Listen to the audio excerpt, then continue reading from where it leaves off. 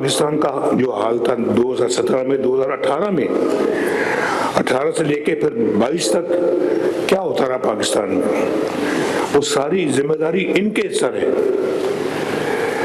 تو لوگوں نے میرا خیال ہے کہ جو ووٹ دیا وہ آپ کو کارکردگی کی بنا پہ دیا ہے، آپ کے کام اور آپ کی محنت پہ بل بوتے پہ دیا ہے۔ میں شہباز شریف صاحب کو اور مریم نواز شریف صاحبہ کو شاباش دیتا ہوں کہ ماشاءاللہ انہوں نے بہت محنت سے کام کر کے دوبارہ وہ مقام حاصل کرنے کی کوشش کر رہے ہیں جو کہ ہم نے کھو دیا تھا۔ یہ صحیح بات ہے اور یہ بڑا مشکل کام ہے، بڑا جان جوکوں کا کام ہے یہ، کہ اس کو واپس پاکستان کو اس جگہ پہ لانے کی کوشش کر رہے ہیں۔ اللہ تعالیٰ ان کی کوششوں کو کامیاب کرے اور ہم نے سب نے مل کے ان کا ہاتھ بٹانا ہے، شہباز شریف کا بھی ہاتھ بٹانا ہے، مریم کا بھی ہاتھ بٹانا ہے۔ اور 1.5 سال میں ماشاءاللہ ایک عوامی خدمت کا ایک ریکارڈ قائم کیا ہے، اکانومی کو گڑھے سے پھر باہر نکالا ہے اور یہ کہتے ہیں پاکستان ٹیک آف پوزیشن پہ آ گیا، ٹیک آف کر چکا ہے، اللہ کے فضل سے اڑان بھر چکا ہے پاکستان ماشاءاللہ۔ اب اس نے اوپر جانا ہے اللہ کے فضل و کرم سے۔ تو ڈیفالٹ سے ملک کو نکالا ہے، ڈیفالٹ سے بچایا ہے، بینک کرپسی سے بچایا ہے پاکستان کو۔ ہماری تو اقتصادی دیوالیہ پن ہو چکا تھا، اخلاقی دیوالیہ پن ہو چکا تھا، معاشرتی اور معاشی دیوالیہ پن ہو چکا تھا، بلکہ انسانیت کا یہاں پہ دیوالیہ پن کر دیا گیا تھا۔ بڑے چھوٹے کی کوئی تمیز تفریق نہیں تھی، نہ کوئی بڑوں کا ادب تھا، نہ کوئی چھوٹوں کا پیار تھا۔ پتہ نہیں شاید کرکٹ کھیلنے آئے تھے، وہی کھیلتے رہے یہاں پہ 5 سال، افسوس ہے اس بات کا ہے۔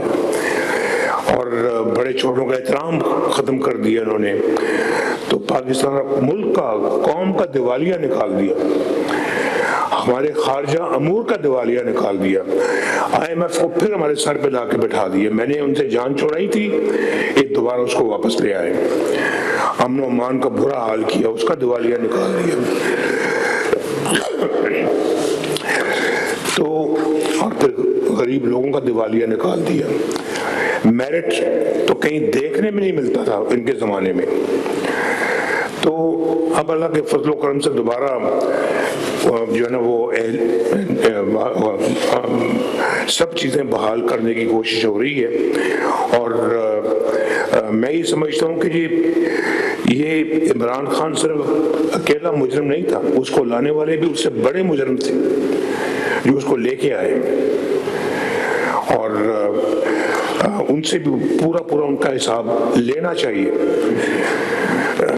ان کا بیانیہ آپ اچھی طرح جانتے ہیں، اور ان کا بیانیہ کیا تھا؟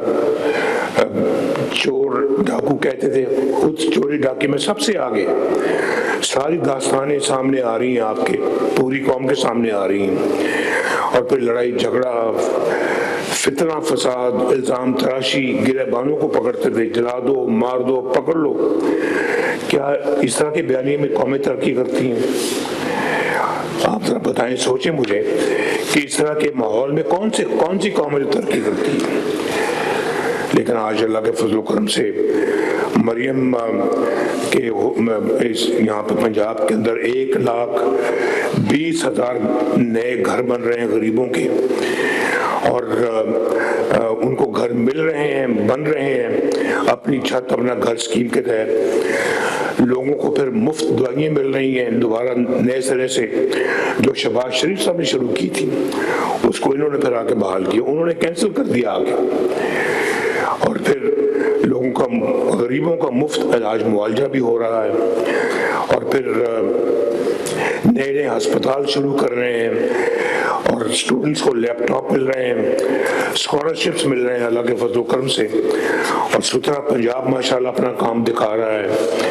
گرین بسیں ہر ضلع میں، ہر شہر میں انشاءاللہ پہنچ رہی ہیں۔ ابھی تو آغاز ہے، ابھی تو اگلے 3 سالوں میں انشاءاللہ تعالیٰ اس سے بہت آگے جائے گا کام۔ تو پاکستان کا، پنجاب کا امن و امان بڑا بہتر ہو گیا ہے، اور اب لوگ اپنے آپ کو کافی حد تک محفوظ محسوس کرتے ہیں۔ لوگوں کو راشن کارڈ مل رہے ہیں، اور پھر پھر یہاں کوئی مذہب کی تمیز تفریق نہیں ہے، دوسرے مذاہب کے لوگ بھی ماشاءاللہ ان کے بھی جو ہمارے بھائی بہن ہیں ان کے لیے بھی کام ہو رہے ہیں، اور سیلاب میں لوگوں نے، حکومت نے بہترین کارکردگی کا مظاہرہ کیا۔ انہوں نے کہا جی ہم الیکشن کا بائیک آؤٹ کریں گے، وہ سارا بائیک آؤٹ آپ کے سامنے ہے، جس میں اب وہ بائیک آؤٹ کیسا بائیک آؤٹ ہے جس میں ایوب خان کی بہو اور عمر ایوب کی بیوی جو ہے وہ خود الیکشن لڑی اور کیسے بائیک آؤٹ ہے؟ کیوں جی اپنا چودھری صاحب یہ بائیک آؤٹ ایسا ہوتا ہے جی؟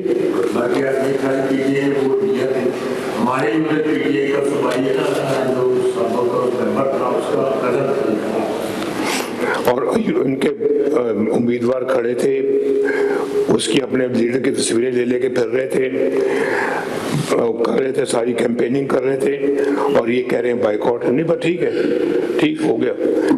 تو وہ اپنا مجھے آپ بتائیں کہ ہری پور میں جو ہمارا پنجاب کے صوبے سے باہر ہے جس کے یہ ممبر بیٹھے ہیں یہاں پہ ابھی الیکٹ ہوئے ہیں، میں آپ سب کو دل کی گہرائی سے مبارکباد پیش کرتا ہوں، اور جیتنے پہ بہت بہت مبارک پیش کرتا ہوں میں آپ کو۔